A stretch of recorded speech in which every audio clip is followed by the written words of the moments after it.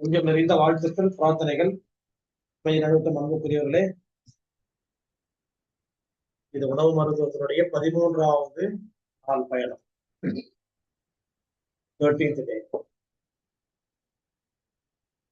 TV சீரியல்லாம் பாருங்க, 13 episodes தெரியும். இந்த மாதிரி இந்த உணவு மருத்துவத்துல நம்ம எல்லாமே ரொம்ப ரொம்ப முக்கியமான ஒரு நிகழ்ச்சிகள் தான் பார்த்துட்டு வரோம். இன்னைக்கு நம்ம டாபிக் சத்து மாவு. சத்து மாவு என்னென்னலாம் சத்து மாவு, எப்படி எல்லாம் நம்ம அதை பயன்படுத்துறோம், எப்படி நமக்கு உடம்புல சத்துக்களை சேர்க்கிறது அப்படின்ற விஷயம் தான் ரொம்ப முக்கியம். சத்து மாவு தான் நான் கொடுக்குறோம். நம்ம டெய்லி சந்திக்கக்கூடியவங்களை 10 பேர்ல 6 பேர் காலையில் என்ன சாப்பிட்டீங்க? காலையில் சத்து மாவு கஞ்சி குடிச்சேன். சில பேர் டிஃப்ரெண்டா சிங்கிள் ஐட்டம். நான் கருப்பு கவனி தான் இன்னைக்கு ஃபெமிலியரான விஷயம். அப்புறம் சிவப்பு கவனி, ரெட் ரைஸஸ், அதுக்கப்புறம் கேழ்வரகு, கம்பு, அப்புறம் அதெல்லாம் சிறுதானியங்கள்.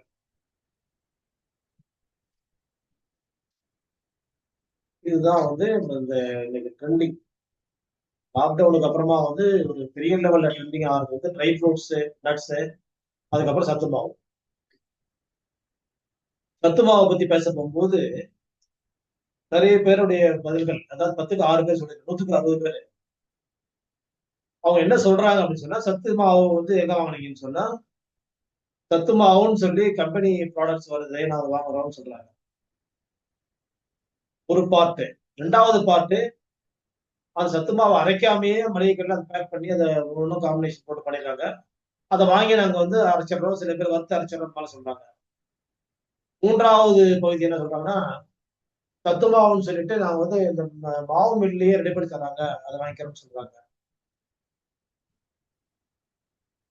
அதுக்கப்புறமா 4வது, நாங்களே நிறைய ஐட்டங்களை போட்டு ரெடி பண்றோம். யார் சொல்லி கொடுத்தா உங்களுக்கு? எங்களுக்கெல்லாம் யாரும் சொல்லி தரல, எங்களுக்கே தெரியும் எல்லாமே. இந்த மாதிரி ஐட்டம் நான் ரெடி பண்றோம் அப்படின்ட்டு இன்னொரு குரூப். 100க்கு 60 பேர்னா கிட்டத்தட்ட அதுவே ஒவ்வொருத்தரும் ஒரு விதமா சொல்ல போகும்போது அவங்களை எத்தனை குரூப்ஸா பிரிக்கணும்னு சொன்னா 20 குரூப் 30 குரூப்பா கூட பிரிக்கலாம். அந்த மாதிரி அவங்கவுங்களுக்கு தெரிஞ்சதெல்லாம் சத்துமாகும். அது என்ன சத்த உடம்புல சேர்க்குது தெரியுமா? தெரியாது. சத்து மாவுல உடம்பு நல்லது தானே உங்களுக்கு? இந்த மாதிரி ஆர்கியூமெண்ட்ஸ் தான் போயிட்டு இருக்குது. இதனால எந்த பயனும் கிடையாதுன்றது, அதாவது பயன் இருக்குதா இல்லையான்றது நம்ம ஆராய்ச்சி பண்ணா ஒவ்வொரு பொருளும் எந்த அளவுல கலக்கப்பட்டிருக்கு, ரைட்டு, அந்த பொருள் இவங்களுக்கு சத்து சேர்க்கக்கூடியதா இல்ல தேவையில்லாத சத்துக்களை உள்ள கொண்டு போய் சேர்க்குதா அப்படின்றதான் முக்கியமான விஷயம். அதுக்குள்ள போய் யோசிக்க போகும்போது மேக்சிமம் அதை பத்தி யாரும் திங்க் பண்றது தயாரா இல்லை. எனக்கு தெரியாது, அவங்களுக்கு இந்த அவேர்னஸே இல்லை, நாலேஜ் இல்லை. பொதுவா இந்த மாவு இல்லைன்னா என்ன செய்வாங்க அவங்க? எது இல்லையா வரத கொஞ்சம் கொஞ்சம் எடுத்து போட்டு மிக்சிங் போட்டுருவாங்க. சரி, மளிகைகள்லயும் அதே மாதிரிதான். என்ன பண்ணுவாங்கன்னா, அவங்க என்ன நினைக்கிறாங்களோ, இந்த பருப்பு ஐட்டம்லாம் வருது, கடலை ஐட்டம்லாம் வருது, இந்த சிறுதானியங்கள் சொல்லிட்டு அவங்களே 50 கூட 100 கூட 20 போடு அப்படின்னு சொல்லி ஒரு காம்பினேஷனை போட்டு மிக்சிங் போட்டு அப்படி கலவையா அரைக்காம கொடுத்துருவாங்க. அதுலயும் நம்ம பாத்துக்கலாம். என்னென்ன நீங்களே பாத்துக்கலாம் பாருங்களேன். எல்லாமே சத்துள்ளதான் இருப்பாங்க.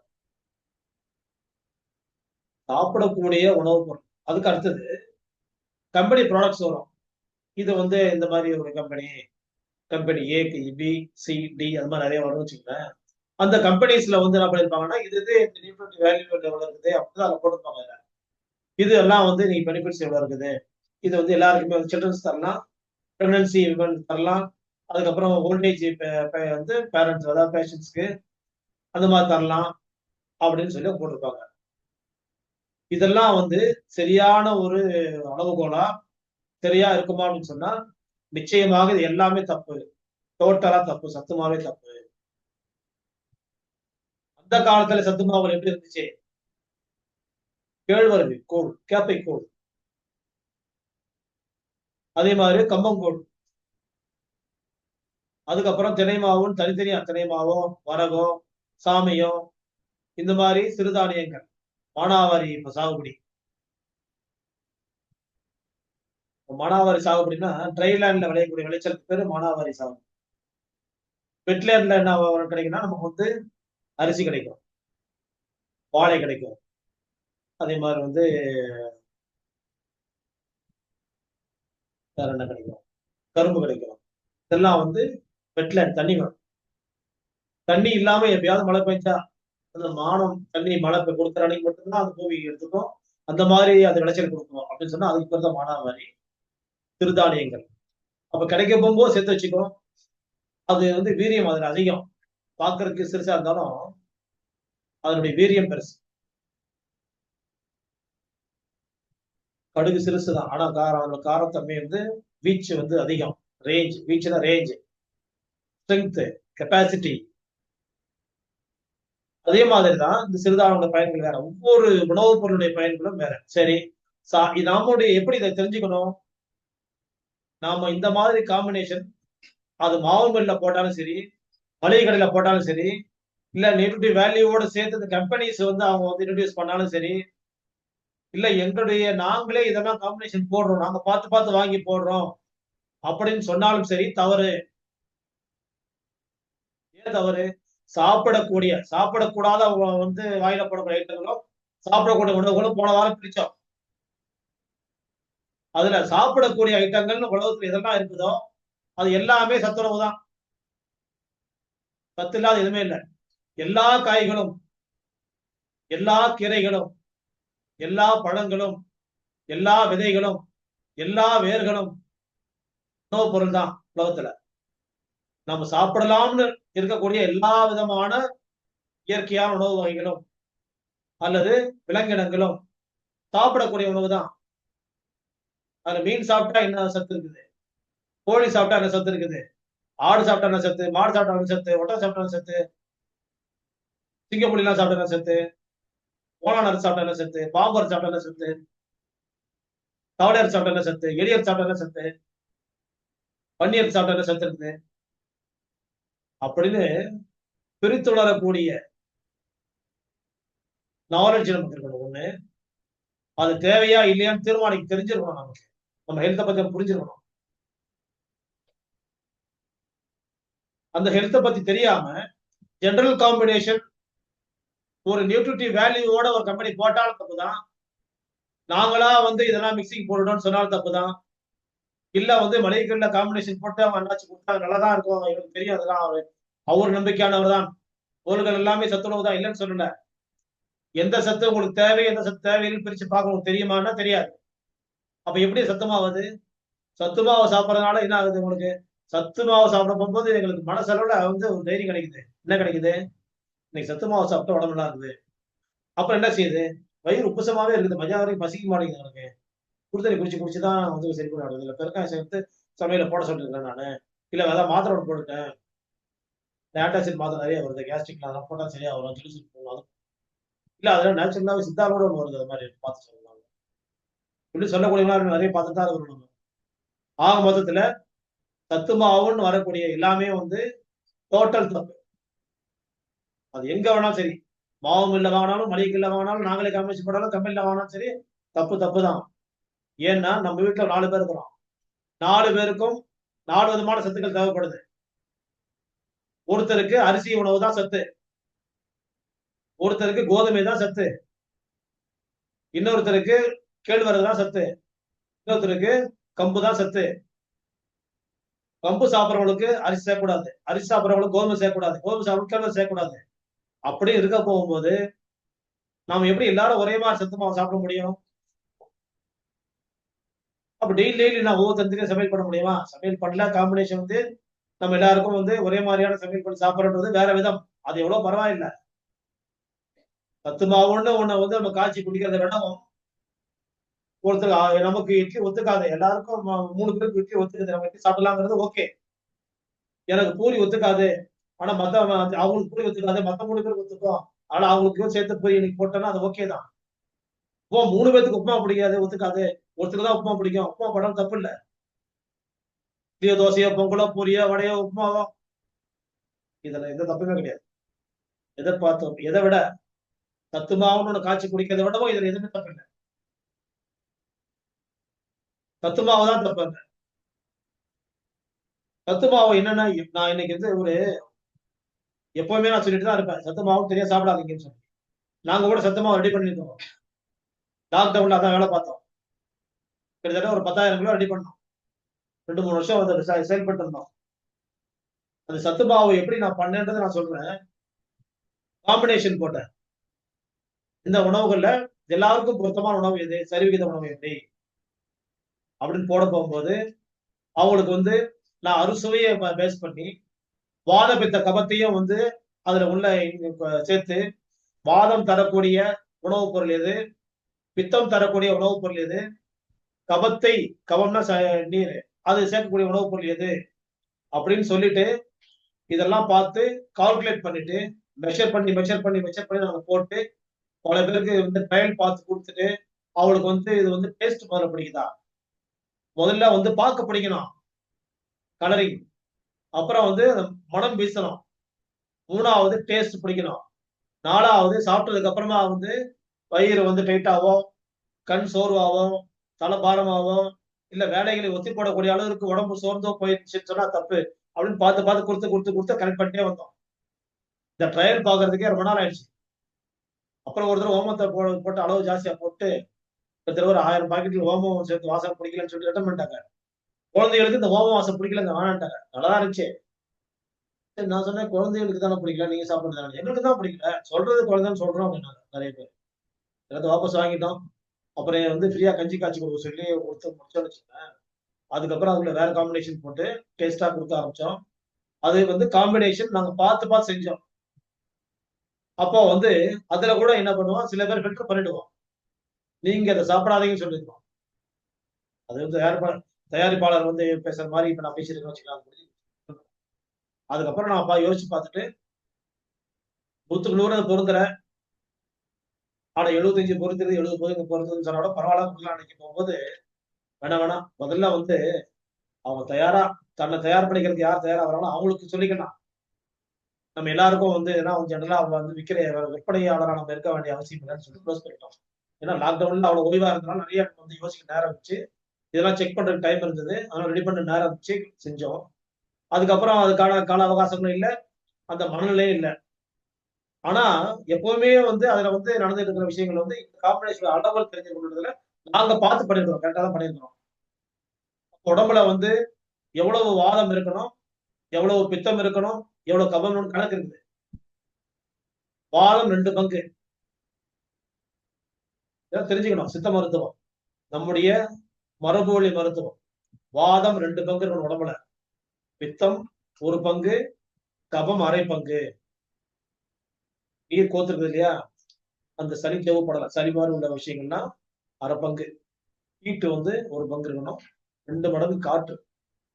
இது மாதிரியான உணவுப் பொருள் தான் உடம்பு என்பது என்னது? உணவால் சோற்றால் அடைத்த பிண்டம் தான் அந்த உணவு, இந்த உடம்பு. அப்போ அந்த காம்பினேஷன் தான் உடம்பு இருக்குது.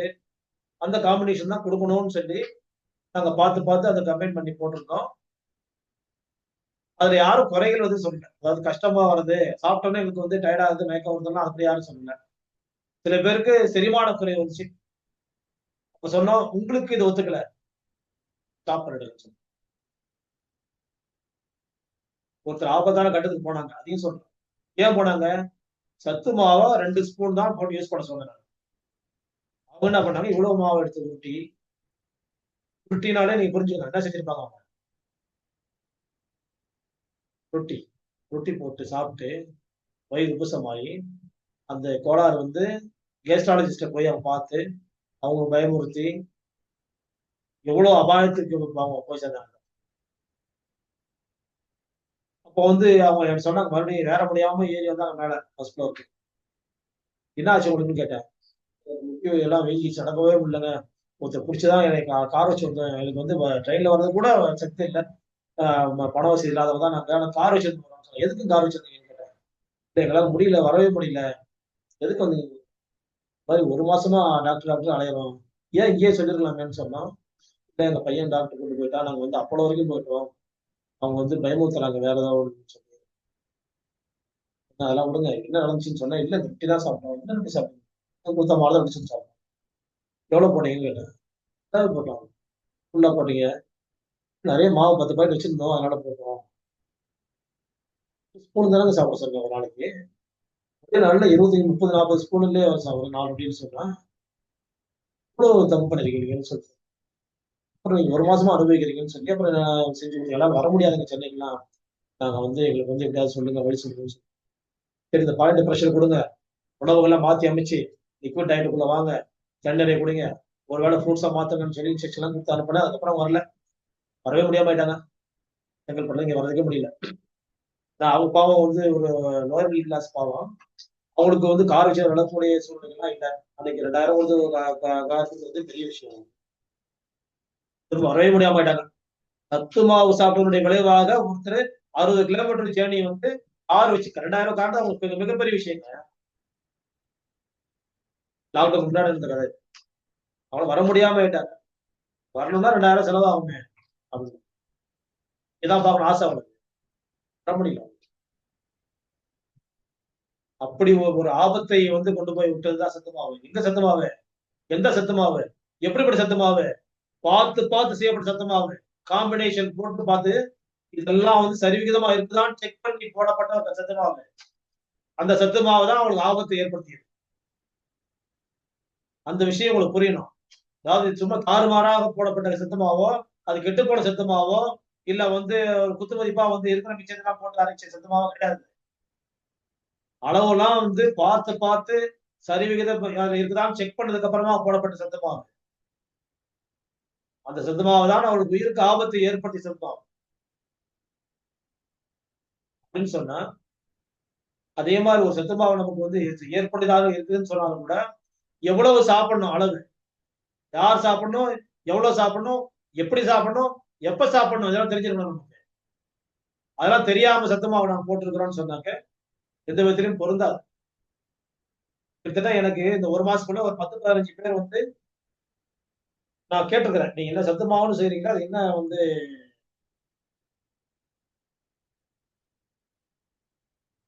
என்ன சத்துமாவு நீங்க வந்து சாப்பிடுறீங்கன்னு சொல்லி கேட்டேன்.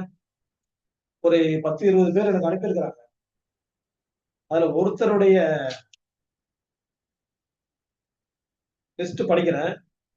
கேழ்வரகு 1/4 கிலோ, கம்பு 200, மக்காச்சோளம் 150, வெள்ளைச்சோளம் 200 கிராம், பார்லி 100 கிராம், ஜவ்வரிசி 100 கிராம், சிவப்பரிசி 100 கிராம், கருப்பு கடலை அரிசி, கருப்பு கவுனி அரிசி 200 கிராம், பச்சை பயிறு 100, வேர்க்கடலை 100, பொட்டுக்கடலை 100, சோயா பீன்ஸ் 100, கருப்பு கொண்டக்கடலை 100, சம்பா கோதுமை 150, பாதாம் 100, முந்திரி 100, ஏலக்காய் 5 கிராம், உப்பு 25 கிராம், பிஸ்தா 50, கருப்பு உளுந்து 100 கிராம், தினை அரிசி 100 கிராம், சாமி அரிசி 100 கிராம், குதிரைவாளி 100 கிராம், அரிசி அப்புறம் அரிசி புழுங்கல் அரிசி 100 கிராம். இது வந்து ஒரு காம்பினேஷன்.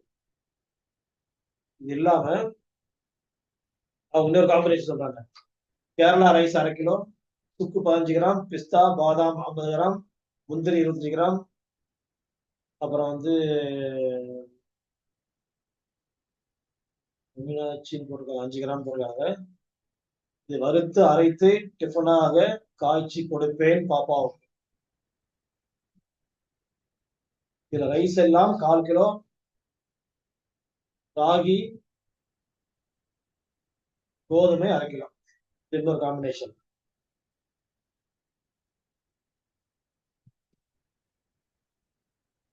இப்போ இந்த காம்பினேஷன் தான் ஃபர்ஸ்ட் ஒரு படிச்சேன் பெரிய லிஸ்ட். இதுல கேழ்வரகு, கேழ்வரகுல என்ன இருக்குது? இப்ப நான் வாதப்பித்த கபம் சொன்னேன். அதுல வாதப்பித்தத்துல வந்து பித்தமே கிடையாது கேழ்வரகுல. வாதமும் கபமும் இருக்குது. கம்புல பித்தமும் வாதமும் பித்தமும் இருக்குது. மக்காச்சோளத்துல வாத பித்தம், வெள்ளைச்சோளம் வாத பித்தம், பார்லி கபம், ஜவ்வரிசி வாதம், சிவப்பரிசி வாதம் பிளஸ் கபம். கருப்பு கவனி வாதப்பித்த கபம். பச்சை பயிறு வாதம். வேர்க்கடலை வாதம். பொட்டுக்கடலை கபம். சோயாபீன்ஸ் வாதம். கருப்பு கொண்டக்கடலை வாதம். சம்பா கோதுமை கபம். பாதாம் முந்திரி வாத பித்தம். ஏலக்காய் பித்தம். சுக்கு காரம் இந்த சாரி கபம் வந்து வாத பித்தம். பருப்பு உளுந்து வாத கபம். அரிசி பித்தவாதம். சாமை அரிசி பித்தவாதம். திரைவாளி பித்தவாதம். திருவள் அரிசி வாதம். இதை வச்சு எப்படி நம்ம வந்து ஒரு காம்பினேஷன் போட முடியும்? இதுல எப்படி புரிஞ்சுக்கிறது? ஐட்டங்கள் 3, 6, 9, 12, 15, 18, 21, 24. 24 பொருள் அவங்க சேர்த்துக்கிறாங்க. எது எவ்வளவு அளவுன்னு தெரியாது. இது வந்து கொடுக்கப்படுறது வந்து எவ்வளவு பெரிய குழந்தைங்கன்னா ஒரு 2 வயசு குழந்தை தான் இந்த காம்பினேஷன் கொடுக்கும். இது வந்து இப்படி கொடுக்க போகும்போது அந்த குழந்தையோட கஷ்டம் என்னவா இருக்கும் அப்படின்னாக்கா, அவங்கள இதை லிங்க் பண்ணி மொத்தமா ஒரு நினைக்க அந்த குழந்தைக்கு என்ன செய்யணும்னு கேட்கல. நான் சொல்றேன், கொடுத்தாலும் என்ன ஆகும்னா கான்ஸ்டிபேட் ஆகும், மலச்சிக்கல். வாரத்துல 2 நாள் மோஷன் போறதே கஷ்டம். வயிறு உப்புசமாயிடும். தூக்கம் குறைவா இருக்கும். உடம்பு கருத்து போயிடும். மேடி கண்ணெல்லாம் சோர்ந்து இருக்கும். சுறுசுறுப்பு குறைஞ்சிடும். ஏதாவது விளையாடணும் தோணுமே வழியா வந்து ஒரு படிக்க வச்சா படிக்க முடியாது. வேலை கொடுத்தா வேலை செய்ய முடியாது. அவன் 2 வயசுன்னு சொல்ல, ஒவ்வொரு அந்தந்த வயசுக்கு ஏற்ற மாதிரி. இப்போ ஒரு வேலைக்கு அனுப்பணும்னா வேலைக்கு போக வந்து தெம்பு இருக்காது. ஒரு படிக்கணும்னாக்கா அதுக்கான ஆர்வம் போயிடும். எதுவுமே செய்ய முடியாது இவ்வளவு காம்பினேஷன். இதுல வந்து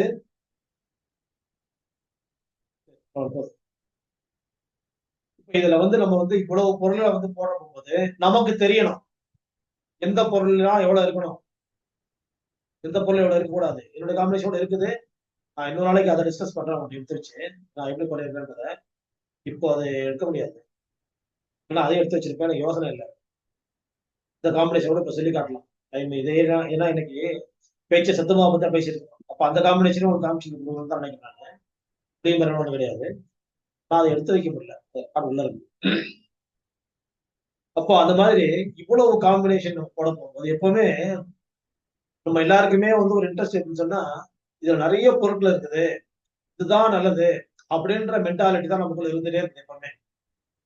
அது எதுல உணவு காம்பினேஷனா இருந்தாலும் சரி, இல்ல மருந்து காம்பினேஷன் இருந்தாலும் சரி. ஒரு மருந்து எடுத்து இன்கிரீடியன்ஸ் பாக்குறேன் என்னென்ன உள்ள இருக்குது பார்த்துட்டு, இது 13 ஐட்டம் இருக்குது, 40 வகையான மருந்துகள் கலந்தது, 80 வகையான மருந்துகள் கலந்தது, 100 வகையான மருந்து கலந்தது, 13 வகையான மருந்து கலந்தது அப்படின்னு சொல்றது ஒரு பார்ட்டு. அதே மாதிரி நம்ம உணவு சாப்பாடு மேஜையில வெரைட்டிஸ் ரெசிபிஸ் நிறைய ஐட்டம்ஸ் இருக்குது அப்படின்னு சொல்றது ஆபத்து. ஆர்வமே போயிடும். வேஸ்ட். இன்னும் ஒழுங்காக சாப்பிட்டோம் வச்சுக்கேன், அதனுடைய அர்த்தமே வேற. மாதிரி ஒரு மருந்து சிங்கிள் மெடிசனா இருந்துச்சு சொன்னா அது யூஸ். ஒரு புள்ளி பக்கத்துல கூட பேசுறோம். அது மாதிரிதான் அது விட.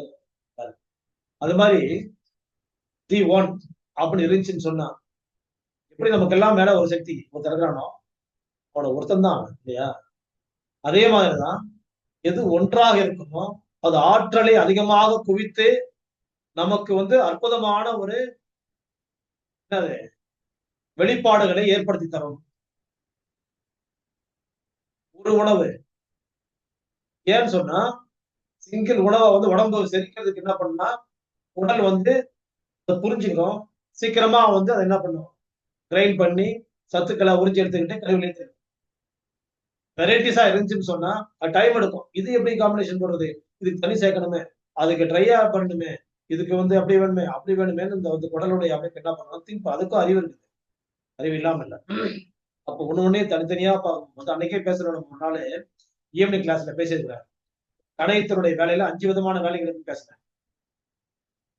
கொழுப்பை சரி பண்றதுக்கு ஒண்ணு, மாவு பொருளை சரி பண்றதுக்குன்னு ஒண்ணு, அப்புறம் மினரல்ஸ் விட்டமின்ஸ் இதெல்லாம் சரி பண்றதுக்குன்னு ஒண்ணு, அதுக்கப்புறம் சர்க்கரையை கூட்டுவதற்கு ஒண்ணு, சர்க்கரை குறைப்பதற்கு ஒண்ணு. மொத்தம் கணையத்துல 5 விதமான வேலைகள் பேங்க்ரியாஸ் இருக்குதுன்னு சொல்லி பேசணும். பழைய வீடியோ எடுத்து பாருங்க நீங்க, ஒரு வாரத்துக்கு வாரத்துக்கு அது அங்க. அப்போ அந்த மாதிரி அது திங்க் பண்ணும். உள்ள வர போகும்போது இது இவ்வளவு காம்பினேஷனுக்கு எப்படி பிரிக்கிறதுன்னு கன்ஃபியூஸ் ஆயிடுச்சுன்னு சொன்னா அது ஸ்ட்ரக் ஆயிடும். ஸ்ட்ரக் ஆயிடுச்சுன்னு சொன்னா என்ன ஆகும்? அது செரிமானத்திற்கு இப்ப முடியாதுன்னு சொல்லும். நான் யோசிக்கணும், இதெல்லாம் பிரிக்கணும், தரம் பிரிக்கணும். பிரிச்சதுக்கு அப்புறம் எதை எதை எப்படி டைஜஸ்ட் பண்ணணும், எதை முன்னாடி டைஜஸ்ட் பண்ணணும், இதை ரெண்டாவதா பண்ணணும், இதை முதல்ல தூளாக்கணும், முதல்ல தூளாக்கணும். அப்புறமா வந்து கழிவுகள்லாம் திட கழிவுகளை பிரிக்கணும், திரவ கழிவு பிரிக்கணும். அப்புறமாக சத்துக்களை உடம்போடு சேர்க்க வேண்டும்.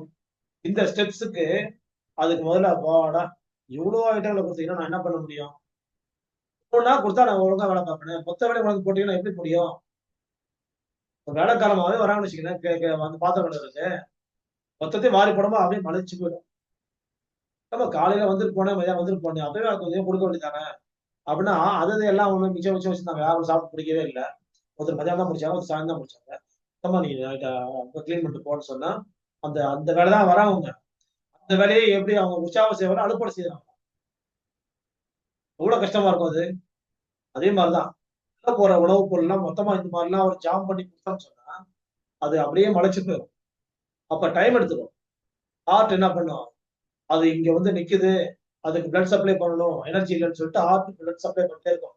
இது வரைக்கும் இது திங்க் பண்ணி அதுக்கப்புறமா வேலையை ஆரம்பிச்சு மெல்ல மெல்ல மெல்ல மெல்ல மெல்ல அதை வந்து செரிமானம் சரி பண்ணி கம்ப்ளீட் டைஜஷன் ஆகுறதுக்கு அது ஒரு நாள் எடுக்குமோ, 2 நாள் எடுக்குமோ, 3 நாள் எடுக்குமோ, ஒரு வாரம் ஆகுமோ சொல்ல முடியாது. அது வரைக்கும் வேலை பார்த்துட்டு இருக்கோம். பசி இருக்குமா இருக்காதா? பசி பாட்டு தனி, அது மேட்டரே வேற. பசியினுடைய வேலை இரைப்பை, ஈஸ்டமக். இஷ்டப்பட்டதெல்லாம் உள்ள தள்ளக்கூடிய இடம் வந்து இரைப்பை. ஆனால் செரிமானம்ன்றது இரைப்பைக்கு மட்டுமல்ல. இரைப்பை ஒண்ணு, நாக்கு, பற்கள், உமிழ்நீர் சுரப்பி, அதுக்கப்புறம் உணவு குழாய், ஈசோபேகஸ், அப்படிதான் உணவு குழாய். அதுக்கப்புறம் சிறுகுடல், பெருங்குடல், கணையம், கல்லீரல், பித்தப்பை, இவ்வளவு சேர்ந்து வேலை செய்யும். குரூப்பா அது குரூப் டிஸ்கஷன் பண்ணணும். ஒண்ணு யார் யார் பார்க்கணும் முடிவெடுக்கணும். எல்லாரும் சேர்ந்து வேலை செய்ய போகும்போதுதான் டைஜஷன் ப்ராப்பர் டைஜஷனா இருக்கும். அது வரைக்கும் இறைப்பை என்ன செய்யும்?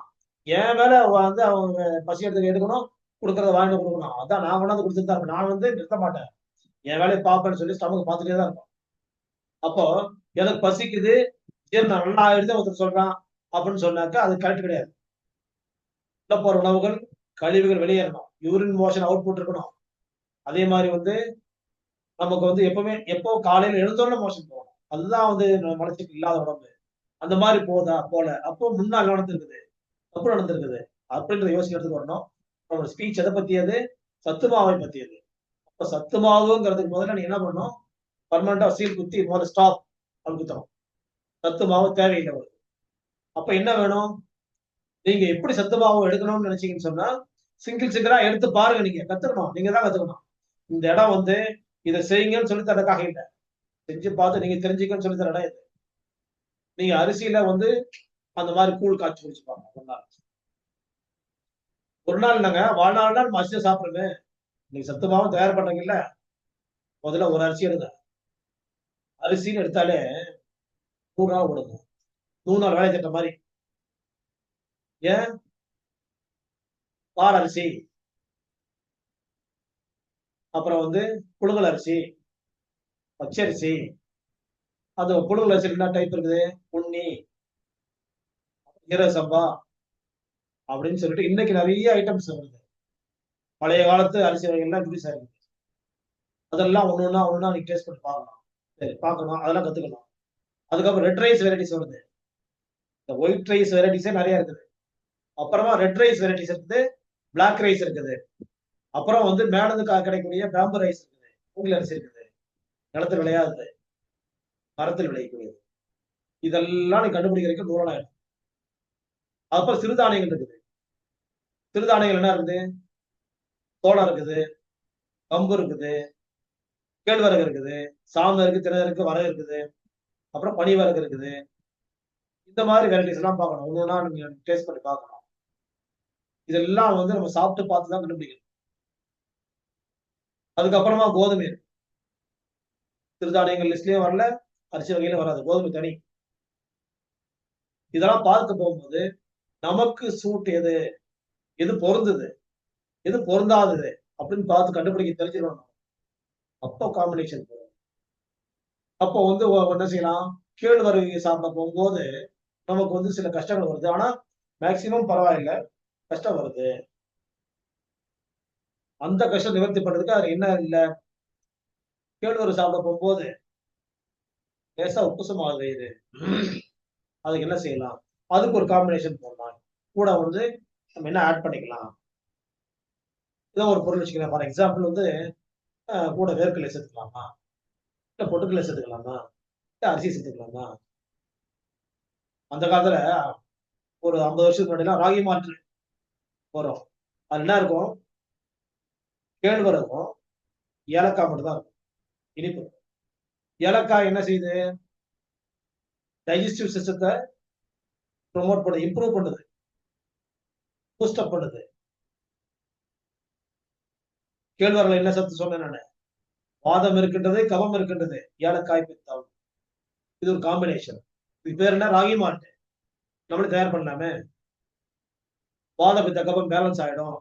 அதிகமாக வாதம் உணவு தேவைப்படுது, கப உணவு தேவைப்படுகிறது, பித்த உணவு எனக்கு தேவைப்படவில்லை, ஹீட் பாடி அப்படின்னு சொன்னால் இந்த காம்பினேஷன் மோஸ்ட் சூட்டபிள் ஃபுட்.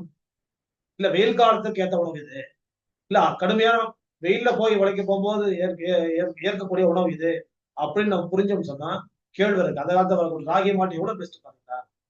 ரொம்ப சிம்பிள் இது. இன்னும் ராகியை வந்து சத்துள்ளதா மாத்தணும்னு சொன்னா முளைகட்டி தயார் பண்ணலாம். முளைகட்டி தயார் பண்றதுனால வந்து பயன்கள் ஜாஸ்தி. அதை பத்தி நிறைய பேசணும். அப்ப ராகில என்ன இருக்குது? வாதம் இருக்கிறது. வாதம் என்ன தெரியுமா? கார்போஹைட்ரேட், தெம்பு. கபம்னா அது குளிர்ச்சி. ஹீட் இருந்தாலும் ஜென்ரேட் ஆகும். இல்லைன்னா அப்படி நிற்கும் உள்ள போய் வந்து வண்டி ஸ்டார்ட் ஆகும் நின்றோம். அந்த ஹீட்டை கொடுக்கறது தான் வந்து ஏலக்காய். இவ்வளவுதாங்க. ரொம்ப சிம்பிள். கேழ்வரகு ஏலக்காய் ஒரு காம்பினேஷன். இது மாதிரி ஒரு ஒரு சிறுதானியமா நீங்க எடுத்து பாருங்க, உங்களுக்கு புரிஞ்சிடும். உடம்பு ஆரோக்கியம் எப்படி இருக்கணும்னு சொன்னா, சாப்பிட போகும்போது அறுசுவை, டேஸ்ட், அறுசுவை இல்ல, சுவையாக இருக்க வேண்டும். எப்படி? பார்க்க பிடிக்கணும், ஸ்மெல் பண்ண, ஸ்மெல் பண்ண பிடிக்கணும், டேஸ்ட் பண்ண பிடிக்கணும். ரைட்டு, இது ஒரு பார்ட். சாப்பிட்டு முடிச்சதுக்கு அப்புறமா எப்படி இருக்கணும்? சோர்வடையக்கூடாது. ஃபர்ஸ்ட் நீங்க சோர்வடைய எங்க தெரியுமா பார்க்கணும்? கண்ணை பார்க்கணும். கண் சோர்வடையுதா? அதுக்கப்புறமா வந்து பிரெயின் சோர்வடையும். ஏன் பிரெயின் சோர்வடைஞ்சாலே நம்ம வந்து அடுத்த வேலை என்னன்னு திங்க் பண்றோம் பார்த்தீங்களா? அது போஸ்ட் பண்ணும். போஸ்ட்போன்மெண்ட்னா தள்ளி வைத்தல். இப்ப வேணாம், கொஞ்ச நேரம் ஆகட்டும் தள்ளி வைக்கும். அப்புறமா வந்து அப்படியே சாஞ்சு உடம்பு சோர்வடைய ஆரம்பிச்சிடும். கண்களும் மூளையும் முதல்ல சோர்வடையுது, அப்புறம் உடம்பு சோர்வடையுது. அப்படின்னு சொன்னால் இந்த உணவை மாற்றி அமைக்கணும். நம்ம எல்லாரும் மதியானம் சாப்பிட்டு படுத்துறாங்க, மேக்சிமம் படுக்கிறோம். அது படுக்கிறோம்னு சொன்னா சோர்வடையுதுன்னு அர்த்தம். சோர்வு அடையாம இருக்கணும்னா என்ன செய்யணும்? சாப்பாடு வகைகளை மாத்தி அமைக்கணும். என்ன சாப்பிட்டாலுமே தூக்கம் வருதுங்க. என்ன சாப்பிட்டாலும் தூக்கம் வருது என்றால் அந்த வேலை உணவே நீங்க வேற டைம் மாத்தணும். இதெல்லாம் நம்ம பேசணும், நிறைய பேசணும். சத்துமாவை பத்தியே பேசும்போது அப்பப்ப நான் வந்து கொஞ்சம் கொஞ்சம் வெளியில போயிட்டு வர வேண்டியதா இருக்கு. எல்லாமே சேர்ந்துதானே உணவு மருத்துவம். அப்ப சத்துமாவு காம்பினேஷன் வந்து டோட்டல் தப்புன்றது தெரிஞ்சு என்ன பண்ணுங்க? சத்துமாவு ஓர கட்டினோட தான் இன்னைக்கு முதல்ல நமக்கு தெரிஞ்சுக்க வேண்டிய விஷயம். அதுதான் செய்ய வேண்டிய வேலை ஃபர்ஸ்ட். ஏன்னு சொன்னா சத்து மாவு எந்த விதத்திலையும் வந்து பயன்படாது. ஏன்னா எல்லாமே சத்து தான். எல்லாமே எல்லாரும் சேர்த்தா கத்திரிக்காய் சத்து தாங்க. அரிப்பு இருக்க உடம்புல கத்திரிக்காய் சாப்பிட்டா நைட்ல தூக்கம் வராம பிச்சு தூக்கம் மரம் வேலை செய்ய முடியாது. உருளைக்கிழங்கு சத்து தான். ஒரு சில நாடுகள், ஆப்பிரிக்கா நாடுகள் எல்லாம் வந்து உருளைக்கிழங்கு தான் உணவு 2 கிலோ சாப்பிடலாம் ஒரு நாளைக்கு. அவனுக்கு ஒன்றும் கேஸ் ட்ரபிளே கிடையாது. நமக்கு 2 கிழங்கு சாப்பிடுவோம். ஒரு கிழங்கு, அரை கிழங்கு வச்சுக்கலாம். ஒரு உருளை 2ஆ வெட்டி அவர் அரையை சாப்பிட்டாலே கிழங்கு ஒரு ராய்க்கு சொல்லிட்டு நான் சாப்பிடணும். சாப்பிடக்கூடாதுன்னு வச்சுக்கல. பேசிட்டு பேச முடியாம போகும்போது பயந்து வச்சிருக்கேன். இப்போ நமக்கு வந்து சோர்வடைய கூடிய உணவுகளை ஒண்ணு தவிர்க்கணும், இல்ல ஒத்தி வைக்கணும். சரி, இல்ல எது சாப்பிட்டாலுமே இந்த டைம்ல எனக்கு சோறு வடிக்குதுன்னு சொன்னா, அந்த வேளை சாப்பாடு உங்களுக்கு தேவையில்லைன்னு அர்த்தம். உடம்புல அவ்வளவு வந்து டாக்ஸின் சேர்ந்து போயிருக்குது. செரிமான குறைவு ஏற்பட்டிருக்குது. அதனால எத சாப்பிட்டாலுமே உங்களுக்கு கண் சோர்ந்து போகுது. அதனால் அந்த வேளை எந்த வேளை சாப்பிட்டாலும் உங்களுக்கு வந்து தூக்கம் வருதோ, அந்த வேளை உணவை ஒத்திவைக்கணும். அந்த நைட்டுக்கு சாப்பிட்ட தூக்கம் வருதோ, அது ஓகே. சரி போதும். நைட் தூங்கி தான் ஆகணும். நான் பகல் பொழுத பத்தி பேசிட்டு இருக்கேன். அதனால காம்பினேஷன் போட்டோம்னு சொன்னா, அதே மாரி சில குழந்தைகளுக்கு வெறும் அரிசிய லேசா வறுத்துட்டு, பொரியரிசி தெரியுங்களா? அந்த மாரி கஞ்சி குடுப்பாங்க. குழந்தை ஊட்டமா வளரும். அரிசி வேணும்னு இருக்கிற குழந்தைகளுக்கு அரிசி மட்டுமே தான் குடுப்பாங்க. அதுல கூட நீங்க தேவைப்பட்டால் இந்த மாரி ஏலக்காய் சேர்க்கலாம், சுக்கு சேர்க்கலாம். பொதுவா இந்த மாரி மந்தமான பொருள் சுக்கோட சேர்த்து தான் சாப்பிடணும். இந்த மாரி வந்து மாவு பொருள் சேர்க்க போம்போது அதுல சுக்கு சேர்க்கணுன்றதையும் தெரிஞ்சு வச்சுக்கணும். நெறைய ஐட்டங்கள் போடுறத விட்டு என்ன பண்ணணும் குறைச்சிட்டே வரணும். சத்து மாவு அப்படி தயார் பண்ணக்கூடாது. 10 ஐட்டம், 20 ஐட்டம்லாம் வேணாம். 1 ஐட்டம், 2 ஐட்டம், 3 ஐட்டம். மேக்ஸிமம் உங்களுக்கு வந்து புரியுதுன்னு சொன்னா 5 ஐட்டத்துக்குள்ள போக வேண்டிய அவசியம். இந்த 2 ஐட்டங்கள்லயே நம்ம சத்துக்கள் கொண்டாட முடியும். இன்னொரு குழந்தைகளுக்கு வாழைப்பழத்த காய வச்சு ஸ்லைஸ் பண்ணி வச்சிருப்பாங்க. அந்த பவுடர் பண்ணி, அந்த வாழைப்பழ பவுடர் மட்டுமே வந்து சத்து மாவு குடுத்து பார்த்துருக்காங்க. குடுத்து நான் நெறைய பேர் சொல்லி கேள்விப்பட்டேன். அது, அரிசி, இப்ப கேழ்வரகு பத்தி பேசுறேன். எல்லாம் ரொம்ப சிம்பிளா இருக்கு தெரியுங்களா? சத்து மாவு இதெல்லாம் சத்து மாவு தான். ரொம்ப சிம்பிள் இது. கேழ்வரகு, ராகி மால்ட்ன்றது ரொம்ப ரொம்ப சிம்பிளு. அரிசிய வறுத்து கூழாக்கி குடுக்குறது, அதுவும் சிம்பிள் தான். வாழைப்பழமும் அதே மாரி ட்ரை ஆக்கி வச்சுட்டு, அதுல கூழ் காய்ச்சி குடுக்குறதும் ட்ரை தான். அதுவும் அரிசியும் சேர்த்து காம்பினேஷன் இருக்குது. அதுக்கப்புறம் வந்து கோதுமை. கோதுமை மட்டுமே வந்து முளைகட்டி, காய வச்சு எடுத்து வச்சுட்டு, அத பக்குவப்படுத்தி வச்சுட்டு, அதிலிருந்து கஞ்சி காய்ச்சி குடிக்கிறது ஒரு டைப். அப்புறம் சாதாரணமா வந்து நம்ம கிராம பகுதிகள்ல அந்த காலத்துல வந்து வட தமிழ்நாட்டில் வந்து கேழ்வரகும், தென் தமிழ்நாட்டில் கம்பும் மிகப்பெரிய ஆட்சியாளர்களா இருந்திருக்கிறாங்க. இடையிடையே சோளம், வலுவாக சாப்பாடு நினைக்கிறவங்களுக்கு சோள மாவு, சோள மாவு. 3 தான் வந்து சிறுதானியங்கள்ல அதிகமான பயன்பாடுகள். மலைவாழ் மக்களா இருந்தா திணை, தேனும் திணை மாவும் அவங்களுக்கு காம்பினேஷன். திணை மாவுல என்ன இருக்குது? திணை மாவுல வந்து வாதப்பித்தம். ஏன் இப்படி சொல்றேன்னு சொன்னா, உங்களுக்கு டேஸ்ட் பத்தி பேசுறோம் இல்லையா? வாதம் சொல்ல போகும்போது அது என்ன புளிப்பு. பித்தம் சொல்லும்போது கசப்பு. கபம் சொல்லும்போது அது காரம். அப்ப இந்த அறுசுவையும் அதுல மிக்ஸ் பண்ணணும். இன்னும் கொஞ்சம் அத வந்து காம்பினேஷன் இருக்கு அதுல. அதனால அந்த சுவைய வந்து இன்னும் ஆரம்பிக்கல நானு. கடைசியா தான் போவேன் இடத்துக்கு. போகும்போது தெளிவா சொல்லி தரணும். இப்ப அது புரிஞ்சுக்க வேணாம்ன்றதுக்காக தான் நான் என்ன பண்ணேன்னா, பேர மாத்தி வாத பித்தகம்னு சொல்லிருக்காங்க. ஏன்னா இதையும் தெரிஞ்சுக்கணும். எல்லாருமே தெரிஞ்சுக்கணும் இல்லையா நீங்க? இப்போ அந்த தெரிஞ்சுக்கணுன்றதுக்காக தான் இந்த இடத்த சொல்லிட்டு வரேன். ஏன்னா அது டீப்பா சொல்லி தர போறோம். எதெல்லாம் புளிப்பு, எதெல்லாம் கசப்பு, இதெல்லாம் இனிப்பு, இதெல்லாம் தோற்பு, இதெல்லாம் கார்ப்பு, இதெல்லாம் உப்பு. இந்த அறுசுவைய தனித்தனியா போய் வைப்போம். அதற்கான இன்னும் இடத்துக்குள்ள போகல. அதான் மெயின் பார்ட், மெயின் பிக்சர் அதான். அந்த இடத்துக்கு போறதுக்கு டிராவல் போயிட்டு இருக்கிற போகும்போது இப்பவே அதை பத்தி பேசுங்க. ஒரு ஃபங்க்ஷன்ல ஹைலைட்டே பிரியாணி தான். கிட்டத்தட்ட பிரியாணி போயிட்டோம்னா எப்படி? அப்ப கொடுக்கக்கூடிய ஒரு ஜூஸ் குடிச்சிட்டு தான் போகணும் முதல்ல. அது மாதிரி இந்த தனித்தனி தன்மைகளை வந்து சுவையோட சேர்த்து பேச போகும்போது கடைசி அவங்க முடிய போகுது. அப்ப இப்ப முடியல நம்ம கிளாஸ் ரொம்ப தூரம் இருக்கும். அதான் ஆரம்பிச்சிருக்கோம். அதனால அங்க போகணும்னா அது வந்து இப்ப வேற மாதிரி டைப் வேற மாதிரி பேசிட்டு. இப்போ வந்து இந்த மாதிரி சத்து மாவுகளை வந்து முதல்ல முடிவு கொண்டு சிங்கிளா சிம்பிளா நீங்க யூஸ் பண்ணி பார்த்துட்டு நீங்க சொல்லுங்க. இன்னொரு தடவை சத்து மாவு பத்தி பேசுவோம். சேர்க்கக்கூடாத சத்து மாவு பத்தி பேசிட்டு இருக்கோம். சேர்க்கக்கூடிய காம்பினேஷன் உள்ள சத்து மாவுகளை பத்தி இன்னொரு தடவை பேசுவோம். 2ஆ பிரியுது பாத்தீங்களா? சத்து மாவுகள் சேர்க்கவே கூடாத சத்து மாவுகள் தான் இப்போ இவ்வளவு பெரிய list. 10 item, 5 item, 8 item, 20 item, 30 item, 40 item, 100 item இருக்குது லிஸ்ட். பதில் 80 ஐட்டம், 100 ஐட்டம் லிஸ்டா இருக்குது. அதெல்லாம் சத்து மாவு கிடையாது. அது புரிஞ்சிக்கவே முடியாது. அது பயன்கள் நம்ம உடம்பு வந்து பயன் தர்றதை விட நம்ம உடம்ப பாழடைக்க தான் பயன்படும். அதனால முடிவு கொண்டு வந்திருந்த சத்து மாவை அதை விட இட்லி, தோசை, பொங்கல், பூரி, வடை, இன்னும் என்னென்னலாம் ரெசிபி இருக்கும், உப்புமா, பிரியாணி எல்லாமே ஓகே தான். சத்து மாவோட இதெல்லாம் ஓகே தான். ஹார்ட் பேஷண்ட் ஒருத்தர் சொன்னா எனக்கு போன் பண்றாரு 500 கிலோமீட்டர் தாண்டி காலையில் சத்து மாவு தான் சாப்பிடுறேன். எப்படி என்னென்ன சத்து அதெல்லாம் தெரியாது. கடையில வாங்கிட்டு வந்து காய்ச்சி கொடுக்குறோம். யாருக்கு அவங்க சொன்னவங்களுக்கு? இல்ல சத்து மாவு சாப்பிட்டு தான் அவன் உடம்புக்கு இப்ப இவ்வளவு உடம்பு வீக் ஆயிட்டுனேன். 2 தடவை அட்டாக் வந்துச்சு எனக்கு. என்ன 2 தடவை அட்டாக் வந்தது காரணமே சத்து மாவு தான். நிறுத்த போல. அது செஞ்சு என்ன செய்யுது? செஞ்சா ஒண்ணும் இல்ல. நான் வீட்டோட இருக்கிறேன். அதனால சாப்பிட்டு பேசாம திரும்பவும் படுத்துக்கிறேன் நானு. மதியானம் பசிக்கு லேட் ஆகுது. அப்போ நிறுத்தி பாருங்க. ஆமா. அது சாப்பிடாம சாதாரண இட்லி இட்லி சாப்பிடுற அன்னைக்கு பசி எடுக்கதான் செய்யுது. சத்து மாவு குடிக்கிற அன்னைக்கு எனக்கு பசி எடுக்கலங்கிறாரு. அவன் எவ்வளவு தூரத்துல இருக்காரு? 500 கிலோமீட்டர் இருக்காரு. எப்படி நீங்க வந்து காட்ட முடியும்? வாங்க பேசலாம்னு சொல்லி. நிறுத்துங்க முதல்ல சத்து மாவுன்னு சொல்லிட்டேன். சாதாரண ஏதாவது சாப்பிடுங்கன்னு சொன்னேன். இதுதான் நிறைய உதாரணங்கள் இருக்குது. டெய்லி நம்ம பேசியிருக்கிற விஷயங்கள் தான் ஷேர் பண்ணிட்டு இருக்கோம். சத்து மாவு தேவையில்லைன்றதா இந்த பாட்டு. எது சத்து மாவு எப்படி சேர்க்க வேண்டும்ன்றதை பத்தி இன்னொரு தடவை பேசலாம். அடுத்த வாரம் இல்ல. இது வேற வேற வாரங்கள்ல பேசலாம். ஒரு வேற சப்ஜெக்ட் பேசலாம். இப்படி கொண்டாந்துடலாம். இப்ப அடுத்த உணவு. இன்னைக்கு ஒரு உணவு. போன வாரம் ஒரு ரெசிபி பேசணும். அந்த ரெசிபி எதுக்கான ரெசிபி அப்படின்னு சொன்னாக்க, நீங்க அந்த ரெசிபி பார்க்க போகும்போதே வந்து அந்த 1960s ஒரு இது ரெசிபி. அதேங்கப்பா இப்படி எல்லாம் கூட இருக்குதா அப்படின்னு. ஏன்னா நீ யார் செஞ்சே பார்த்துக்க முடியாது இதை பாக்குறவங்க. இப்போ இன்னைக்கு வந்து ரெசிபிக்குள்ள போகல. இன்னைக்கு ஒரு ஃப்ரூட். இந்த ஃப்ரூட் எப்படிப்பட்ட ஃப்ரூட் அப்படின்னு சொன்னா, மூளை வளர்ச்சிக்கு பயன்படக்கூடிய ஒரு ஃப்ரூட்.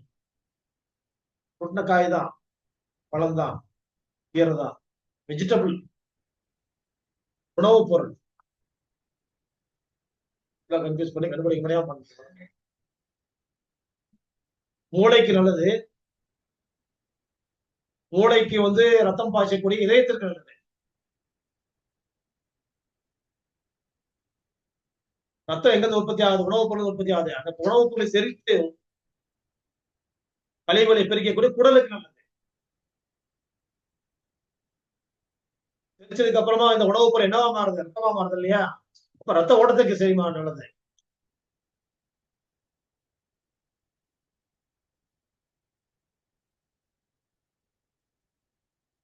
அதே மாதிரி உடம்புல கொழுப்பை வந்து கரைக்கக்கூடிய தன்மை உள்ள ஒரு உணவு.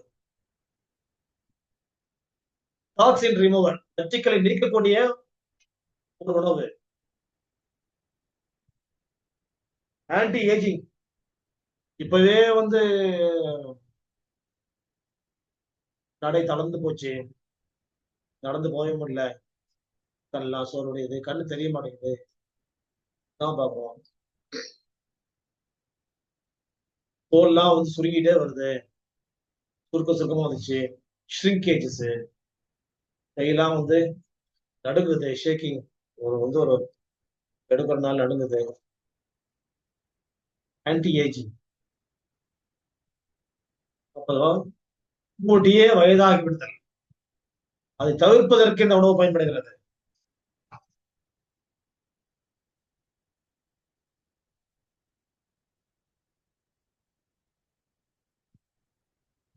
பாடியில லிக்விடிட்டியை பேலன்ஸ் பண்றது. அதாவது நீர்மத்தை, உடம்புல இருக்கக்கூடிய நீரை வந்து சமனமாக வைத்துக் கொள்வதற்கு பயன்படக்கூடியது. அப்ப நீர் சத்து இருக்கு இல்லையா? வாட்டர் இம்பேலன்ஸ்னா அதை பேலன்ஸ் பண்றதுக்கு என்ன வேணும்? வாட்டர் வேணும். வாட்டரி.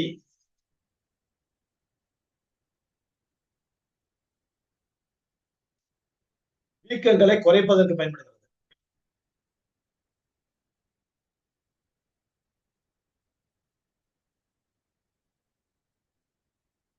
சிறுநீர் தாரையின் தொற்றுக்களை நீக்குவதற்கு பயன்படுகிறது. Urinary tract infection. Urine infection 10க்கு 9 பெண்கள் சொல்றாங்க. நான் சொல்லுங்க உங்களுக்கு. டாக்டர் தான் சொன்னாங்க. அதனால யூரினரி ட்ராக்ட் இன்ஃபெக்ஷன் என்ன? அது யூடி இது யூரின் இன்ஃபெக்ஷன் தான் அர்த்தம். யூரின் போனா எரியுது. யூரின் போனா வலிக்குது. யூரின் பாஸ் பண்றது அரிக்குது. அவ்வளவுதானே? இன்ஃபெக்ஷன் கிடையாது. தண்ணி இல்ல. அவ்வளவுதான் மேட்ரு.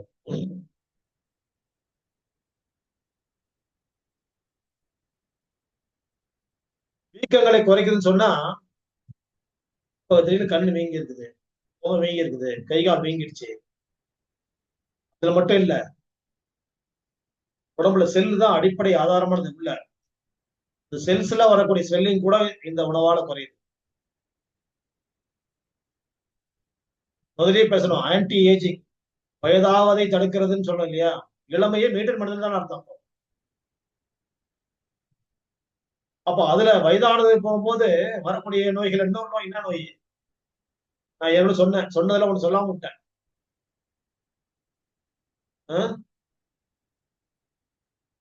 ஆர்த்தரைட்டிஸ் ஒருத்தர் சொல்றாரு. நான் என்னென்ன சொன்னேன்? தோலில் சுருக்கம், கண் பார்வை, அதுக்கப்புறமா வந்து கை நடுக்கம், அப்புறம் நடை தளர்ந்து போதல் அப்படின்னு சொல்லிட்டே வந்தேன். இப்போ கண் பார்வை இப்படிதான். அப்ப இப்பயே பார்ப்பாங்க. ஒன்னா வயசு 60 இருக்குமா? 39 தான் ஆகுது.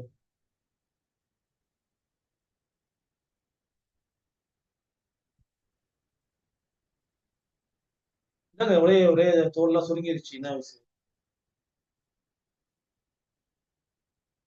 40 பேர் இருக்குமா? தோல் சுருக்கம். ஒரு பேனா பிடிக்கும் போது, ஒரு கரண்டி பிடிக்கும் போது நடுங்கும். ஏங்க அப்படி ஆகுது? தெரியல, திடீர்னு ஆகுது.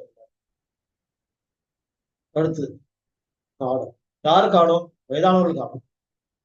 முன்னாடியே ஆடுச்சுன்னா எசென்சியல் ட்ரிமர்ஸ், திருப்பறக்கெல்லாம் நமக்கு வேணும் கழுத்துக்கு. அது வந்து அது நடுக்கம் இருக்கணும் நமக்கு. நான் எசென்சியல் இல்ல எக்ஸ்ட்ரா ஆர்டினரியா உள்ள போகுதுன்னு சொன்னாக்கா, அப்போ ஆன்டி இப்ப ஏஜிங் வந்து வந்துருச்சு. இப்பவே வந்து முதுமை காலத்தையே தொட்டு விட்டார். அப்புறம் என்ன? இப்ப அவர் சொன்ன ஆர்த்தரைட்டிஸ் ஒருத்தர் சொன்னாரு, ஒரு ஸ்டூடெண்ட் சொல்றாரு. அப்புறம் நெக்ஸ்ட்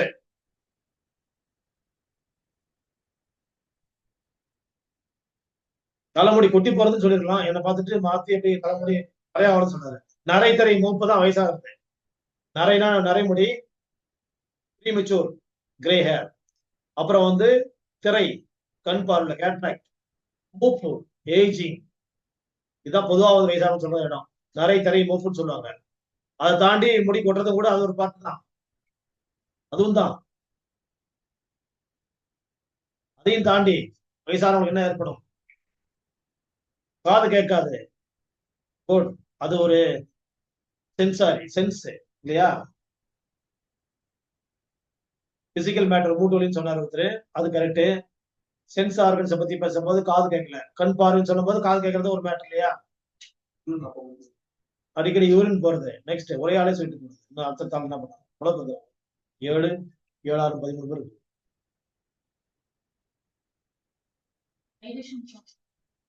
செரிமான குறைவு இருக்குது. நாங்க தான் திரும்பி பேச ஆகணும். வழியில பேசுங்க. ஏன் ஒரு சில 10,000 பேரை பாக்குறேன், 10,000 பேர் பாக்குறேன், 1300 பேர் பாக்குறாங்க, 130 பேரா பாக்குறாங்க. ஜஸ்ட் 30.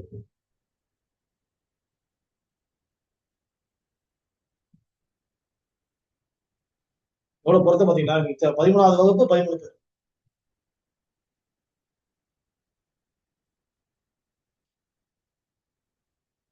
3 4 நெக்ஸ்ட் உளவியல் ரீதியானது ஏதாவது சொல்ல முடியுமா?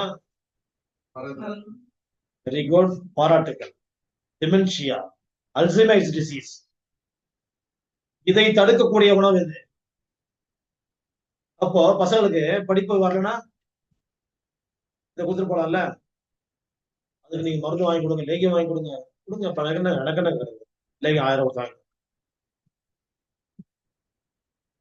நம்ம போனா மார்க்கெட்ல ஒரு 100 ரூபாய் இருக்க கொடுப்போம்.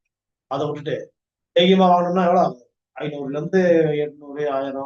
கம்மி கம்மியா ஒரு லேகியம் 250 ரூபாய் வரலாம். அதை வாங்கி தரணுமா? அப்ப வந்து ஏஜிங்ல வரக்கூடிய விஷயங்கள் வந்து அந்த மறதின்றது ரொம்ப முக்கியமான விஷயம் இல்லையா? மறதின்றது எசென்சியல் மறதி இருக்குது. எசென்சியல் மறதி இருக்குன்னா நம்மளோட இழந்தவங்களை நம்மளால வந்து மறக்கவே முடியாம போச்சுன்னா ஒருவேளை செய்ய முடியாது வாழ்க்கையில. மறதின்றது கட்டாயமான மறதி இருக்குது, தவிர்க்க வேண்டிய மறதி இருக்குது. அதுக்காக வந்து அப்ப மறதி வந்தா நல்லது, நான் படிக்க மாட்டேன், எனக்கு படிச்சு எனக்கு வராது.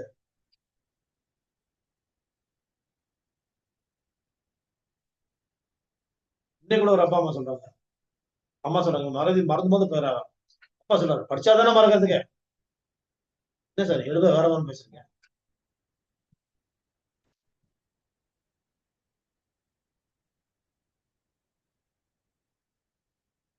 நேற்று கூட பஸ்ல டிக்கெட் வாங்கும்போது அவன்கிட்ட கண்டக்டர் பேசுறாரு.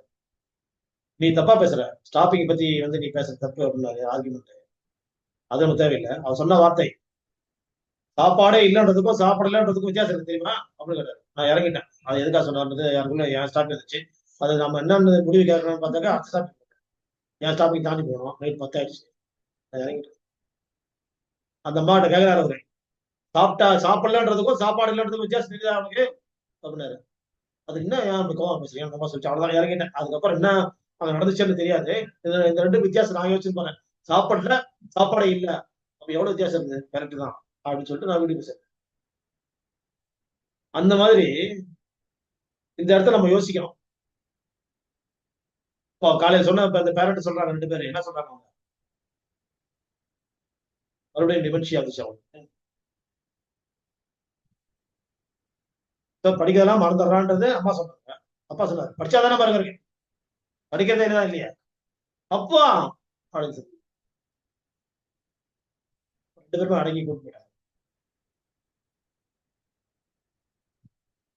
அந்த மறதியை தடுப்பதற்கு இந்த உணவு பயன்படுகிறது.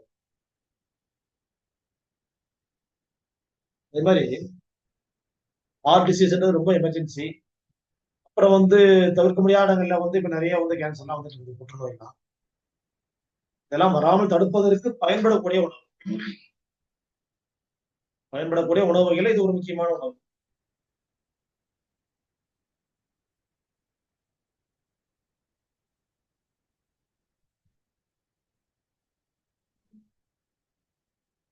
டயபெட்டிக் மேனேஜ்மெண்ட், ஏன்னா நீர்ச்சத்து இருந்தாலே என்ன ஆகும், சர்க்கரை சரிக்கப்பட்டு விடும். இதுக்கு மேல ஒண்ணுமே இல்ல சர்க்கரை இல்ல உலகத்துல. சர்க்கரை பத்தி தெரிஞ்சுக்கணுமா, மாவு தண்ணி பத்தாம மாவு இருக்குது, தண்ணி ஊத்தினாதான் பிசைஞ்சு ரொட்டி ஆக முடியும். என்ன செய்ய, தண்ணி சேர்க்கணும். கிரைண்டர்ல மாவு அது காயில் போயிடும், என்ன செய்யணும், தண்ணி கொஞ்சம் ஊத்தணும். அந்த பற்றாக்குறையா தண்ணி தான் வந்து இன்சுலின். தண்ணி இல்லாத உணவு சாப்பாடு நிக்கிற உணவு பேர் தான். நிறைய பேச்சு நான் சொல்லி தர்றது, டி ஃபார் டயபெட்டிக் சொல்லாதீங்க, டி ஃபார் டைஜஷன் சொல்லுங்க. செரிமானம் ஆகல, உள்ள போய் லோடு நிக்குது, திடப்பொருள் நிக்குது, தண்ணி ஊத்தி அதை வந்து நல்லா கரைச்சி விட்டு ஜீரணமாக்கணும். இதாங்க சர்க்கரை. 250 இருக்குது, 400 இருக்குது, 500 இருக்குது, அதுன்னா 1/2 கிலோ சர்க்கரை தான் தண்ணி ஊத்தி கரைக்கணும். என்ன ஒரு கணக்கு, அதுல மாத்திரை மருந்து இன்சுலின், அது காலை வெட்டி எடுத்துக்கணும், கை வெட்டி எடுத்துக்கணும். சர்க்கரை ஒரு நோயே கிடையாது. முதல்ல ட்ரீட்மெண்ட் தேவையில்லை. புரிஞ்சு கொண்டால் நாம வந்து அதை ஜெயிக்கிறதுக்கான ஆயுதங்கள் நம்ம கையில எடுத்து பயன்படுத்த ஆரம்பித்து விட்டால் அது தாங்க, இல்லைன்னா போய் தான் ஆகணும் ஹாஸ்பிட்டல். ஏன், அது நிர்வாகம் நமக்கு தெரியவில்லை, நம்ம தெரிஞ்சுக்க விரும்பல. அது டாக்டர் தான், அது டாக்டர் கையில விட்டுட்டோம். டாக்டருடைய அட்வைஸ் தான் நான் கேட்டு இருப்போம். உங்களை இன்னொருத்தரிடம் நீங்க ஒப்படைத்து விட்டால் இதெல்லாம் தேவைப்படும். உங்களை நீங்களே பார்த்துக் கொள்வதா இருந்தால் தேவைப்படாது. எது ஈஸின்னு முடிவு பண்ணலாம். நீங்க யோசிங்க. நீங்க உங்களை பார்த்துக்க தயாரா இல்லைன்னு சொன்னா டாக்டருடைய ரெசிப்ட் கண்டிப்பா தேவைப்படும். அது வந்து அலோபதி டாக்டர் போனா அவங்க சுகர் லெவல் பார்த்துட்டு அவங்க கொடுப்பாங்க. ஆயுர்வேதா போனா கஷாயம் அந்த மாதிரி கொடுப்பாங்க. யுனானில போனா நெய்கம்ஸ் கொடுப்பாங்க. இனிப்பு சாப்பிடும் பரவாயில்ல சாப்பிடுங்கன்னு சொல்லுவாங்க. அப்ப சித்தால போனாக்க அவங்க வந்து என்ன சூர்ணங்கள் எல்லாம் கொடுப்பாங்க. ஹோமியோபதியில போனாக்க வெள்ளை வெள்ளையா ஒண்ணு மாத்திரை கொடுப்பாங்க, டிராப்ஸ் கொடுப்பாங்க. அது இனிப்பு தான், அது இனிப்பு ஜெயிக்கக்கூடிய இனிப்பு தான் சொல்லி கொடுப்பாங்க. அக்குபஞ்சர்ட்ட போனாங்க, எனக்கு SP6 போட்டு SP5 போடுறேன், லிவர்ல கொடுக்கணும், கிட்னில கொடுப்போம், கொடுத்துட்டு இருப்பாங்க. எல்லா டாக்டர் தான் எல்லாம் கொடுக்க தான் செய்வாங்க. ஏன் அவங்க தேடி போனீங்க? தெரிக்கிறதுக்கான ஏற்பாடு என்ன, தண்ணி பத்தல, தண்ணி சேர்க்க முடியாது தெரியாது உங்களுக்கு. தெரியலன்னா போங்க டாக்டர் கலைங்க. தெரிஞ்சாக்க டாக்டர் தேவையில்லை. சர்க்கரைக்காக டாக்டர் தேவையில்லைங்க. அந்த முடிவு வர முடியும் உங்களால. எவ்வளவு தூரம் பாருங்க, பேசுங்க, யோசிங்க, செஞ்சு பாருங்க. உள்ள போன திடப்பொருளுக்காக தண்ணி உள்ள இருக்கான்னு செக் பண்ணி பாருங்க. அங்க இருந்துச்சு சொன்னா சர்க்கரை ஒண்ணும் ஆகாது, சர்க்கரை கரைஞ்சிரும்.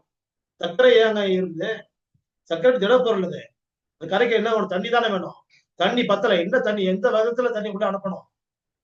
செக்ரீஷன், கணையம்ன்றது ஒரு பொருள், ஒரு சுரப்பி. அதுல வந்து இன்சுலின் ஒண்ணு சுரக்கணும். அது எதுக்காக சுரக்கிறது ஒண்ணு இல்லைன்னு சொன்னாங்க, நீர் சுரக்கிறதெல்லாம் தண்ணி இல்லையா, நீர் இல்லையா. இப்ப நீர் சுரக்கல, நீர் சுரக்கலன்னா திடமா அது வந்து இவ்வளவு சர்க்கரை கொஞ்சம் தண்ணி ஊத்துனா எப்படி கரையும். ஒரு 1/2 கிலோ சர்க்கரை இருக்குங்க, ஒரு ஸ்பூன் தண்ணி ஊத்தினா கரையுமா? ஒரு 200 மில்லி தண்ணி ஊத்தி பாருங்க, கரைஞ்சு பாயசம் மாதிரி இருக்கும். 400 தண்ணி ஊத்தினா தண்ணி மாதிரி இருக்கும். 1 லிட்டர் ஊத்தினா சக்கரை இருக்கிறதே தெரியாம இருக்கணும். சக்கரை சக்கரை பத்தி பேச்சு இடம் இல்லை இது. நம்ம உணவு பத்தி பேசும்போதெல்லாம் இவருடைய இன்ட்ரெஸ்ட் எடுத்து கொண்டு போயிடுது, இறங்கி கொண்டு போகுது. இதை சொல்லி இப்பவே உங்களை சரி பண்ண முடியாதா அப்படின்றதெல்லாம் யோசிக்க வேண்டியது. சர்க்கரைன்ற ஒரு பேஷண்ட் வராங்களே, அவங்க நம்ம கூட வந்து ஒரு ட்ரீட்மெண்ட் ஒன்று போட்டு காசு வாங்கி உட்காந்துருக்குன்னு அதை அடுக்கலாம்னு பாருங்க. வேணாம்னா வாங்க, எனக்கு ஒண்ணு முடியாது, கொடுங்க. இதுல வந்து இந்த உணவுப் பொருளை இன்ட்ரோடியூஸ் பண்ண போகும்போது எனக்கு பொறுத்த வரைக்கும் இது இளமைக்கான உணவு. அதான் முக்கியமா நான் சொன்ன விஷயம். அப்புறம் கண்ணு, ஸ்கின்னு, கண்ணுல பிரைட்னஸ், ஸ்கின்ல பளபளப்பு,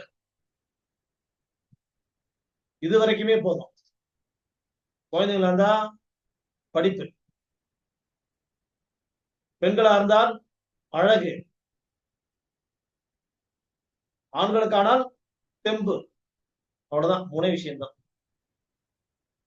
இதை வந்து எல்லா உணவு வகைகளையும் சேர்க்கலாம். எல்லா உணவும் என்னது? கறிக்குழம்பு, மீன் குழம்பு, கருவாட்டு குழம்பு, கோழி குழம்பு, காடை குழம்பு, கௌதாரி குழம்பு, நண்டு குழம்பு, இறால் குழம்பு, வத்த குழம்பு, பொறி குழம்பு, புளிக்குழம்பு, காரக்குழம்பு, சாம்பார், ரசம், கூட்டு, பொரியல், எல்லா விதத்திலும் நாங்களும் இருப்போம் சொல்லக்கூடிய உணவு. அதுக்கப்புறமா சாப்பாட்டுலயும் சேர்க்கலாம், அரிசியிலையும் சேர்க்கலாம். இதை சொன்னீங்கன்னா மறுபடியும் மிச்சம் உள்ள பேச சொல்லாம இருக்கேன். வேற என்ன சொன்னீங்க? வேற ஏதாவது இருக்கா? நிறைய ஐட்டம் தானே.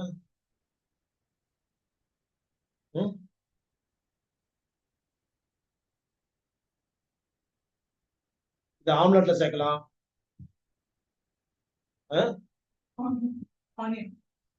அவக்கேடோ டோஸ்ட்ல சேர்க்கலாம், சூப்ல சேர்க்கலாம், பாஸ்தால சேர்க்கலாம், சாஸ்ல சேர்க்கலாம், பேஸ்ட்ல சேர்க்கலாம், சூப் ஆக்கலாம், ஜூஸ் ஆக்கலாம்.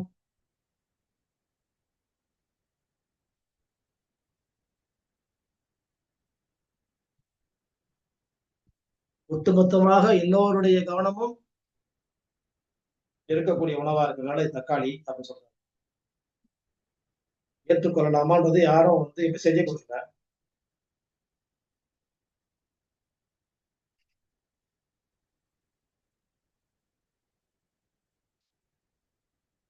அறிவாற்றல் நிறைந்த உணவு, அழகாற்றல் நிறைந்த உணவு, ஆரோக்கியம் நிறைந்த உணவு,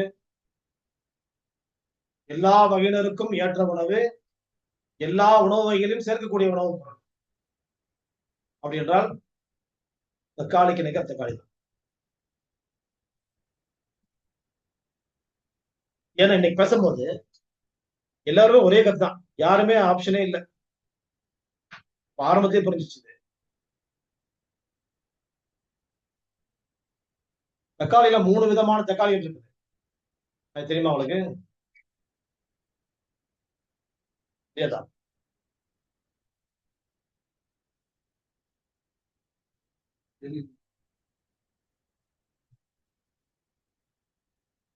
ஒண்ணு நுரை தக்காளி இல்லைன்னா பேய் தக்காளி சொல்லுவாங்க. இந்த நுரை தக்காளி அல்லது பேய் தக்காளின்றத வந்து வேற, இத பத்தி நம்ம வந்து இன்னொரு தான் சொல்லுவோம். அடுத்தது மணித்தக்காளி. மணி எப்படி இருக்கும்?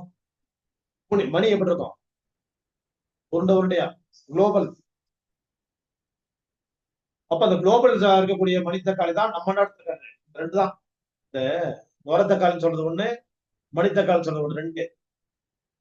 இது வந்து வெளிநாட்டுல வந்தது, அதனால இதுக்கு பேர் சீமை தக்காளி. சீமை தக்காளில 2 டைப் இருக்குது. ஒண்ணு வந்து நாட்டு தக்காளி, இன்னொன்னு டைரக்டான சீமை தக்காளி. இந்த நாட்டு தக்காளி வந்துதான் புளிப்புத்தன்மை அதிகமா இருக்கும், சமையலுக்கு பயன்படும். அந்த நாட்டு தக்காளி இல்லாத தக்காளி இடத்துல இருக்கிறதெல்லாம் வந்து ஜூஸ் நல்லா இருக்கும், சாஸ், ஜூஸ், சூப்பு அதெல்லாம் நல்லா இருக்கும் அந்த தக்காளி. இது வந்து உணவுக்கு நல்லா இருக்கும், சமையல் பண்ணுறது. இந்த மணித்தக்காளி அப்படின்னு என்ன தெரியுமா? நம்ம சாதாரண மணத்தக்காளி சொல்லுவோம் இல்லையா, அதான் மணித்தக்காளி. அது தனி சப்ஜெக்டா பேச போறோம் உணவு லிஸ்ட்ல, அது தனி. மணித்தக்காளுடைய வீரியம் வந்து எந்த அளவுக்கு ஆற்றல் நிறைந்தது, அது எவ்வளவு பெனிஃபிட்டா இருந்தது தனி விஷயமா. இதுதான் அதுல காய் பழம் எல்லாம் வரும்ல, பழம் நல்லா டேஸ்டா இருக்கும், காய் நல்லா இருக்கும், பச்சையா இருக்கும், சிவப்பா இருக்கும். மணத்தக்காளி சொல்லலாம், அதான் மணித்தக்காளி. ப்ரொனன்சியேஷன் தப்பு. கருணைக்கிழங்க வந்து கருணைக்கிழங்கு சொல்ற மாதிரி தான் வந்து மணத்தக்காளியை வந்து மணித்தக்காளியை மணத்தக்காளி சொல்லி பழகிக்கலாம். இந்த வகையில அது மணக்கும், அந்த வாசம் தான் இருக்கும். ஆனா மணித்தக்காளி மணி உருண்டையா மணி மாதிரி இருக்கும். அது ரெண்டுமே இல்லாத வெளிநாடு கிடைச்சதுதான் வந்து தென்னமெரிக்கால தான் வந்தது. அமெரிக்காவில தான் ஸ்பெஷல் இல்லையா? ஆனா இந்த தக்காளியில வந்து இவ்வளவு பெனிஃபிட்ஸ் இருக்கதான் செய்யுது. கடைகள்ல கெமிக்கல் போட்டு வராம வீட்லயே பண்ற அளவுக்கு ஈஸியான ஒரு உணவு வந்து நம்ம சரௌண்டிங்ஸ்ல ஈஸியா ஒரு சின்ன செடி வச்சு பண்ணலாம். நம்ம அந்த அளவுக்கு ஈஸியஸ்ட் ஒரு ப்ரொடக்ஷன் பண்ணலாம் ஒரு உணவுப் பொருள். பயன்படுத்திக் கொள்ளுங்கள். பெறுகின்ற கல்வி அனைத்தும் ஆசிரியர் பெருமக்களுக்கானது. அவர்களுக்கான பிரார்த்தனையோடு நிறைவு செய்கின்றேன். நன்றி.